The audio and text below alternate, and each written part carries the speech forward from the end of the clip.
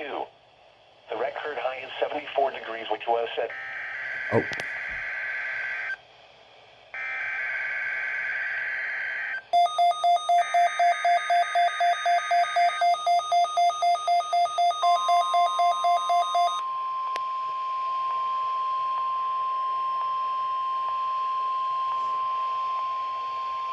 This is a test of the weather radio's warning device.